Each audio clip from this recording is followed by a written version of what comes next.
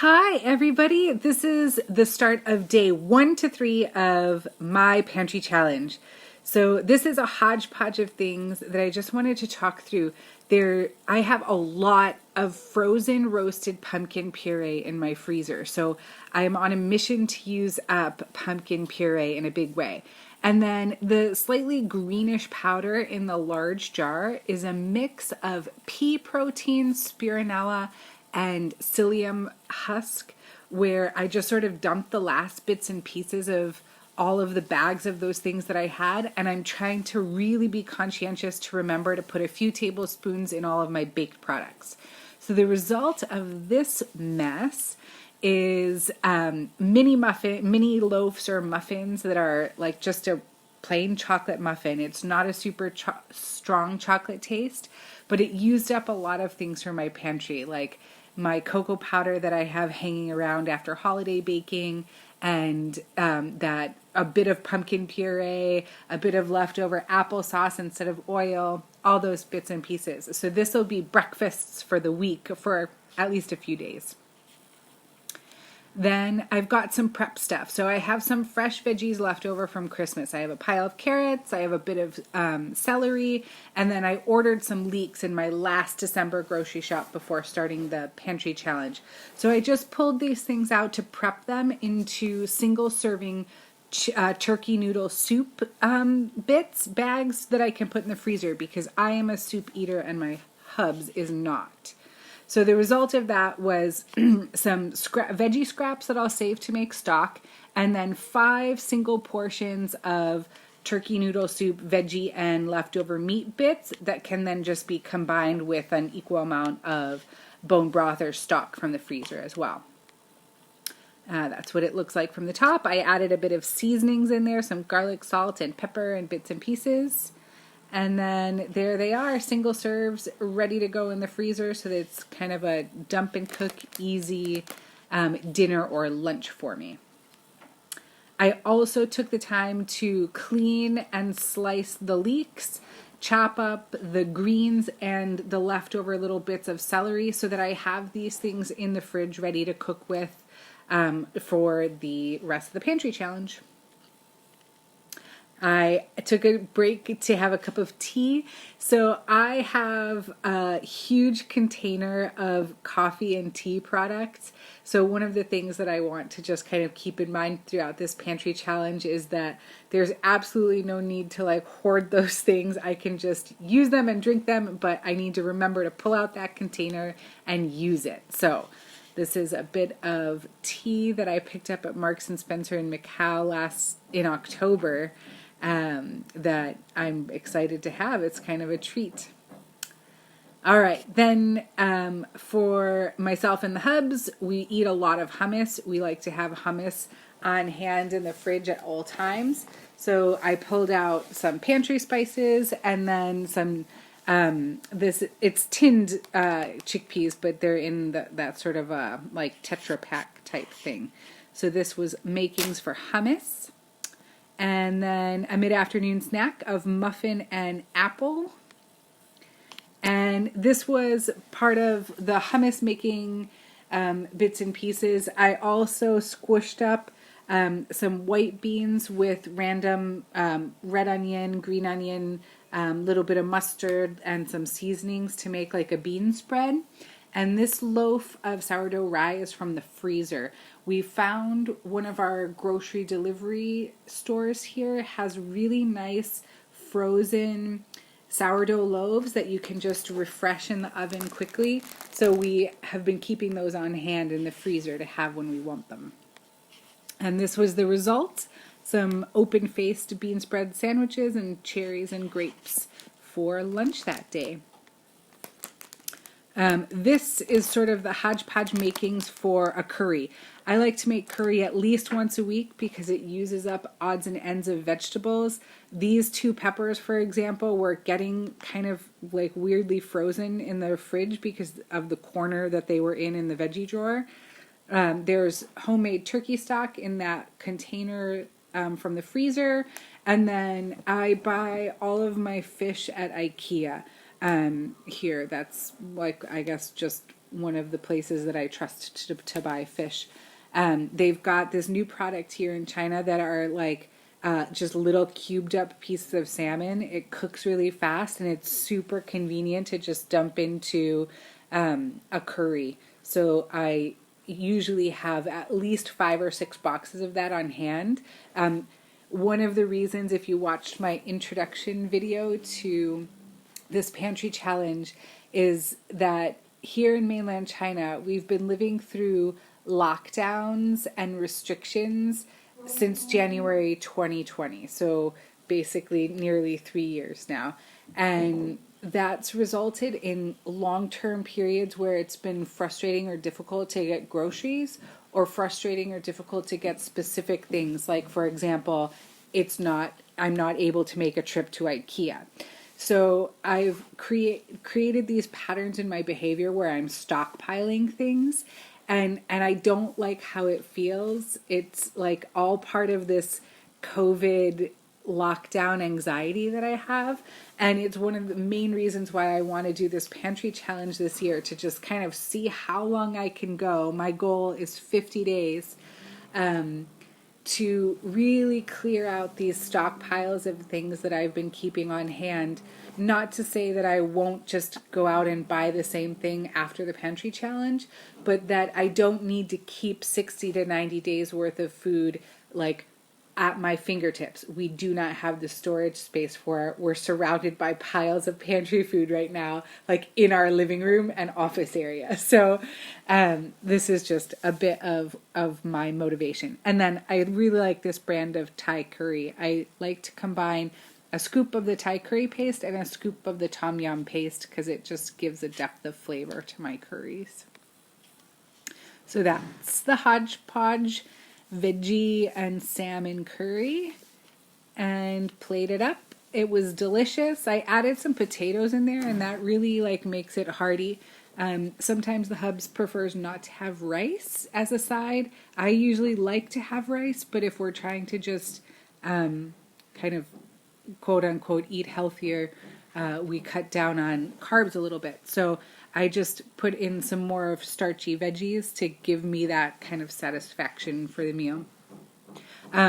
When I make curries like this, oftentimes we'll have 2 or 3 single portions left over, and I put those in single serve containers in the freezer so that then I can pop them out for lunches, or if one of us is eating dinner alone one night because of work obligations or whatever, then we've got easy sort of convenience dinners ready to go.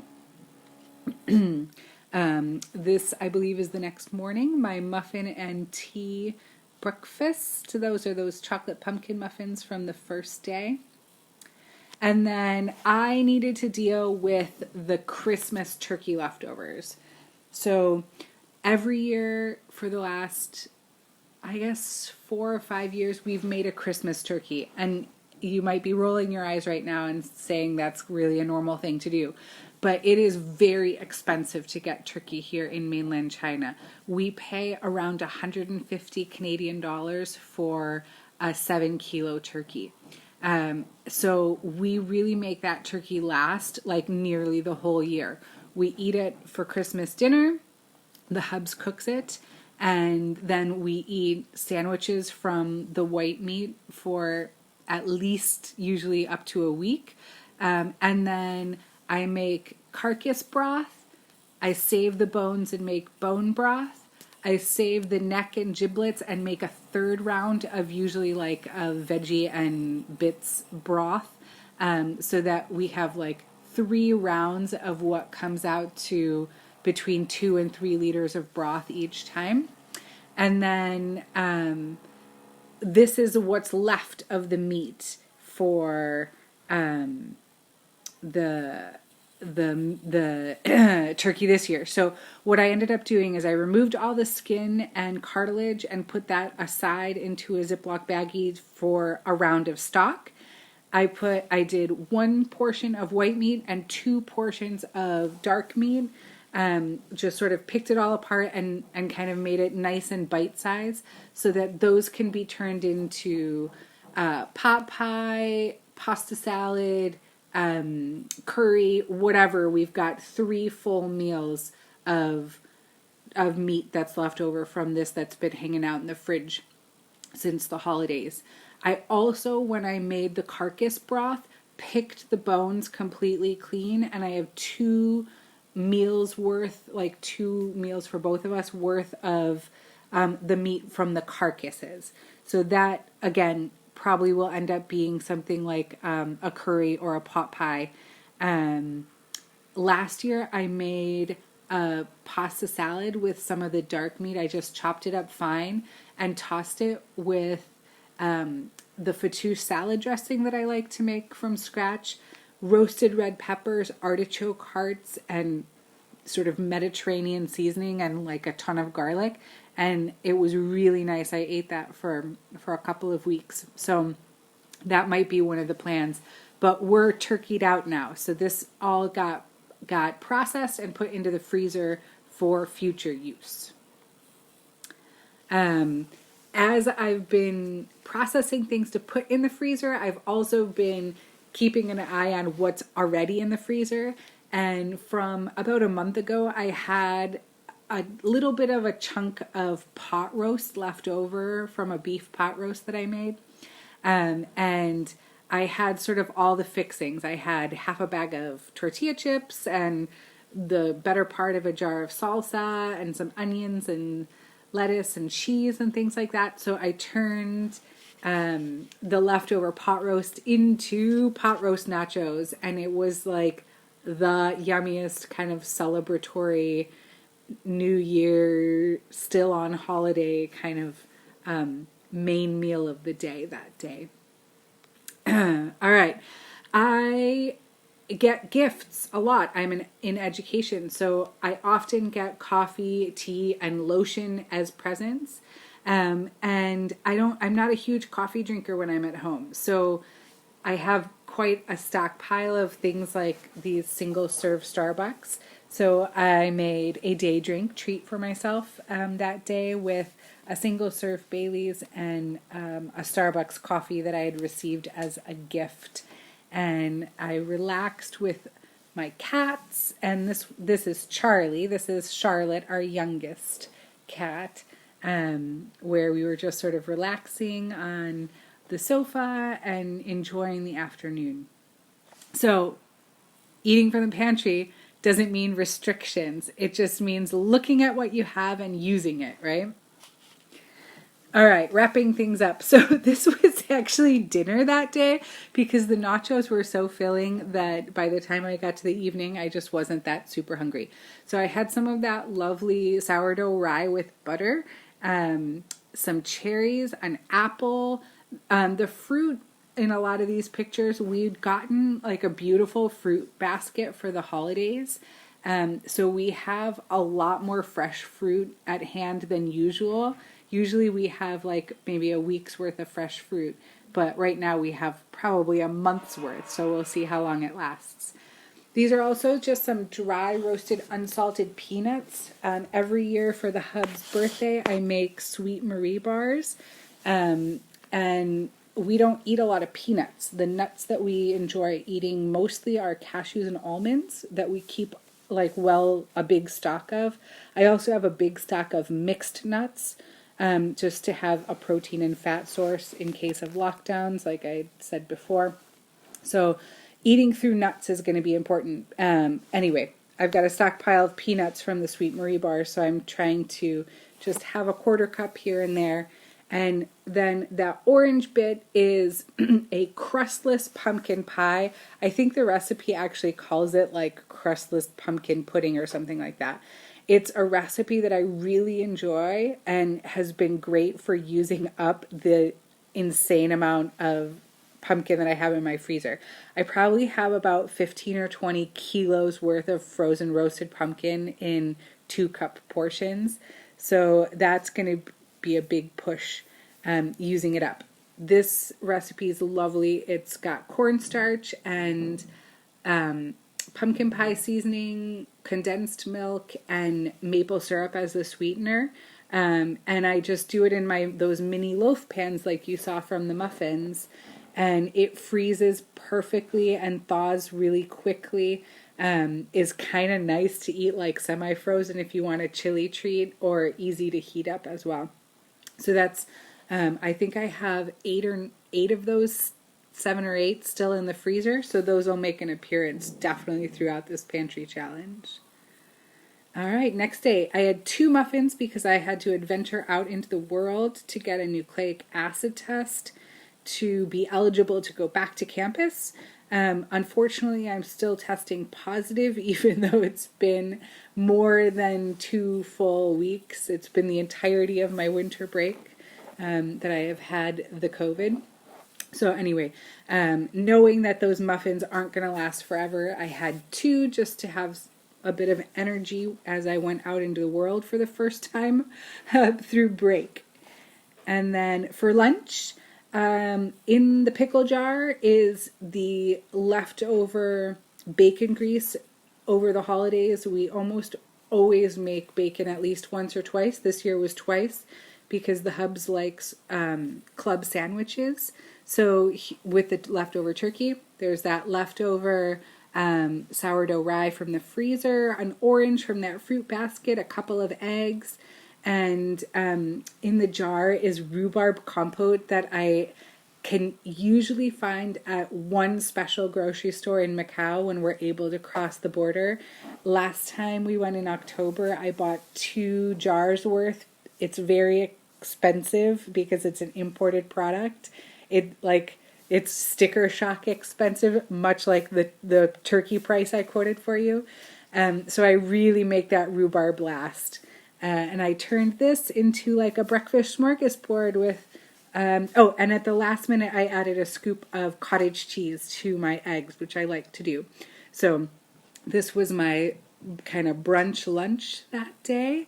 And for dinner, we didn't eat together that night. So I pulled out a carrot from the fridge, and then this, as I said, I like to freeze single portions of leftovers because we don't like to eat the same thing day after day, usually. So this is just a bag of chili garlic fried rice that I'd made a while ago, and I freeze it flat like that so it thaws quickly and it's easy to crunch up and put into a lunch container to take to lunch or whatever.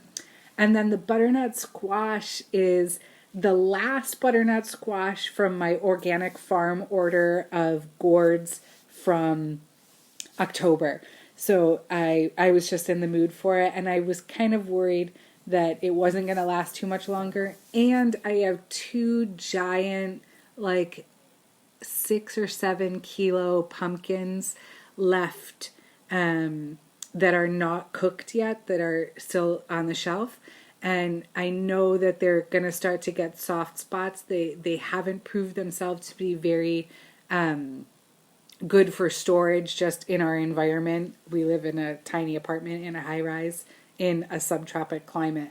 So I know I need to be eating those pumpkins and gourds that are still not processed, or I will have to process them soon. So that turned into a very orange plate of steamed carrots, roasted butternut squash, and fried rice. A fun thing is that the direct translation for butternut squash from Chinese to English is cream pumpkin. I think it's just, that exterior color of it. So whenever I'm going to, on the farm app, I always kind of have to translate in my head or try and use the pictures to figure out what's what. So I think that brings us, last snack for day 3 is a hodgepodge of some just string cheese that lasts a fairly long time in the fridge, a couple of grapes from that last fresh fruit basket, and then the 2 things, there's a Freddo, which I always order a big order of Cadbury chocolate, either from the UK or Australia, in the fall leading up to Christmas time. It's what we use for our advent calendars, and usually what I gift partially to my husband for his birthday and Christmas. And we just like to have that sort of treat around for the holidays. So I have some holiday chocolate still around, And then these circles are Marks and Spencer rice cakes that are dipped in yogurt and freeze-dried strawberries. And they're also from that trip to Macau we took in October. I've been kind of doling out those treats over time. So I finally opened the last package of those. I like these strawberry and yogurt ones much better than the salted caramel ones, which is wild because salted caramel should be the more favored flavor. But something about the tartness of the little bits of freeze-dried strawberry is just really lovely. So, on that note, day 1 to 3 of the pantry challenge, everything that I consumed. I'm so excited to be sharing this, just creating it and thinking about it and putting it together so that it might inspire somebody else, but it'll certainly clear out the insane stockpiles of food that I have in my apartment. So, hope you enjoyed.